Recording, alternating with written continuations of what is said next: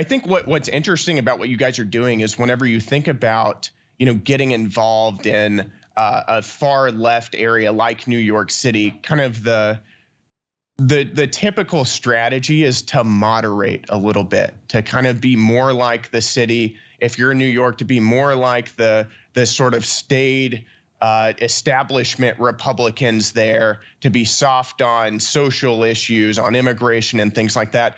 And you guys have actually done the exact opposite of that. So tell me about how, what's the thought behind that strategy? And it's obviously worked really well for you, but tell us about that. No, you said it right. It's certainly counterintuitive, and many people certainly advised us against it. They told us, continue being establishmentarian, be very moderate, be even liberal. That's the only way, you're going to get Republicans in deep blue New York. And look, that was the strategy the club under previous administrations had been run, and it did nothing. I mean, if they had really built a really effective and large establishment-style, liberal, moderate-style Republican club, I could at least respect the competence, and I can at least respect, their ability to grow an org. But they weren't even able to do that. But I think really what it boils down to is when you're in such a deep blue place, when you're in such a liberal hotbed, a leftist hotbed, the Republicans and conservatives that exist in those areas, they're hardcore because they're under constant pressure to validate their views, to defend their views, to fight off accusations of racism and whatever it is they attack Republicans for.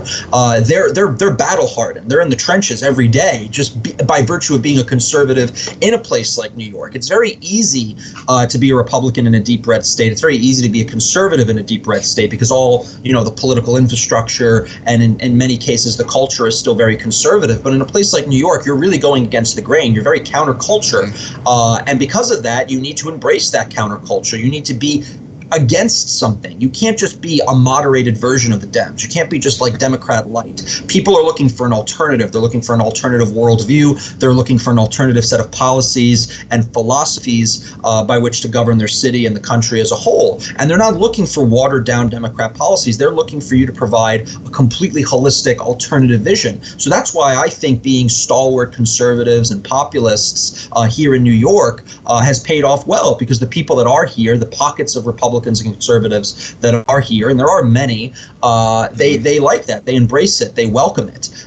And really no benefit to moderate your views, because even, the moderate Republicans don't even win elections here. The moderate liberal Republicans don't win elections anymore.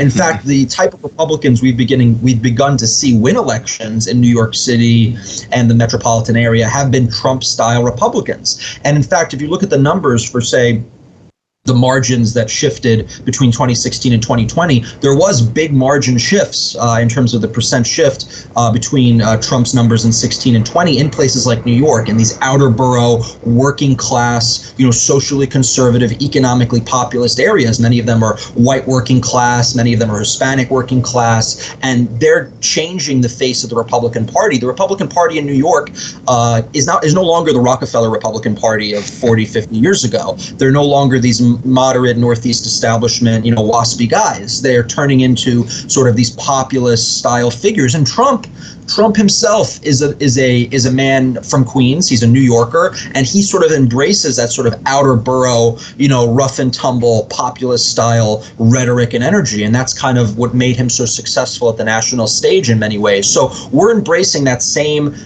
persona. And I would tell people that New York is much larger than just Manhattan. I mean, there's over 8 million people in New York. It's bigger than many states. It's bigger than many countries. And, the outer boroughs are very different than Manhattan. And, you go to a place like Staten Island, it's voting Republican 60, 70%, almost as much as, I guess, in Alabama. You go to places like South Brooklyn or Northeast Queens. These are very strong Republican hotbeds. So maybe we're only a quarter to a third of the city, but a quarter to a third of 8 million is a sizable number.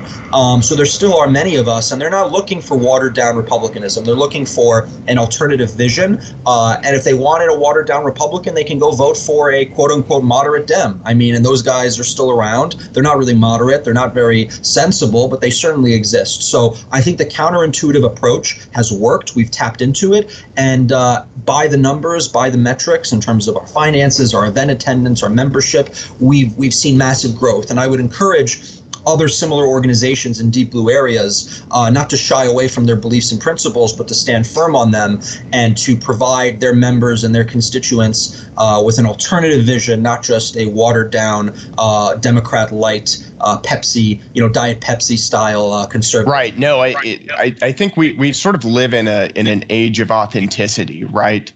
If I remember whenever Danielle and I would walk down the street in New York and you would see these massive old churches. They were beautiful buildings. And a lot of them would have trans pride flags and gay pride flags and things like that. And the thing you consistently noticed is that all of these churches were empty. They were dead. And I think it's because nobody wants these hollowed out, ideological, sort of weak, limp-wristed people. Nobody wants that anymore. They don't want it in their faith. They don't want it politically. They're not looking for, like you said, the Rockefellers of New York to be the opposition. They're looking for the people who actually talk and represent the working class people in Queens or Brooklyn or the Bronx or anywhere else. And you guys have done that really well. So, tell me, I think the Young Republicans, correct me if I'm wrong, I think you guys were one of the first, if not the first, sizable political group this year to endorse Trump, even before he even announced he was running. Yes, you made a few great points that I want to return back to, but yes, we endorsed him a few hours before his official announcement. We now have a signed letter from the president proudly hanging on the walls of our clubhouse. We came out swinging very early on for President Trump, who was the greatest president of my lifetime, and I think of in a few generations for sure of the modern era in terms of what he was able to get accomplished under the circumstances and in such a short period of time. I think, you look at that as a per capita success rate. You can't get much higher than that. And of course, we're always going to support our hometown hero on top of that. We got flack for it. We got attacked for it. But I think we made by far the right call based on the polling, based on the outpour of support for him. We endorsed him early on when the polls were a lot tighter between him and DeSantis, and I'm sure we'll get into that primary discussion as this show goes on. But I also want to touch on what you said about the churches, and I think it's so spot on. We've seen an utter decline in these liberal woke churches, especially mainline Protestants. They've completely been hollowed out. They died. Their attendance has collapsed, and again, people are looking for individuals, for leaders, to rise to the occasion, and the occasion we're in right now, we're in a period of time where we need a fight. We need people to rise up and be willing to fight, to stand up, and to push back. We're not looking for this go along to get along attitude. We're not looking for pats on the head. We're not looking to get invited to the parties and the cocktail receptions in D.C. We're looking for people that are going to speak truth to power, even if it costs them, even if it makes them enemies, even if it gets them hated. Because we're in a civilizational fight. We're in a fight for the heart and soul of our republic, and I think that also plays out spiritually for the heart and soul of the church and these various churches and other religious bodies. I think people are just sick and tired of the weakness, and I think they're looking for a champion. They're looking for a proxy. They're looking for someone who's going to take the hits and punch back. And I think that man is Donald J. Trump. And I think based on the polls, both in the primary and the general, people see him in the same light. So I fully agree with your comments on authenticity.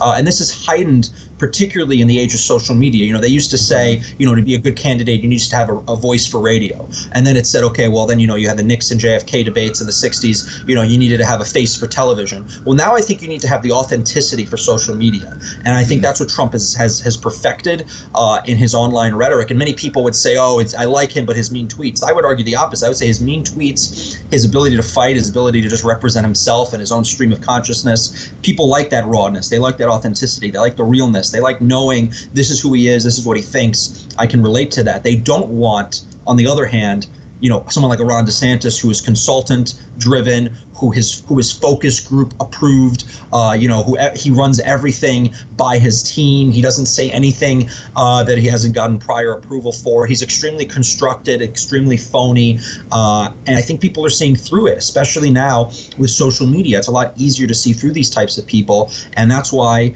he's utterly failing, because he's running a campaign and a style of campaigning that may have worked 20, 30 years ago, but it's not working in the present, and it's certainly not going to work against a historic figure, such a revolutionary figure like Donald J. Trump. It simply won't.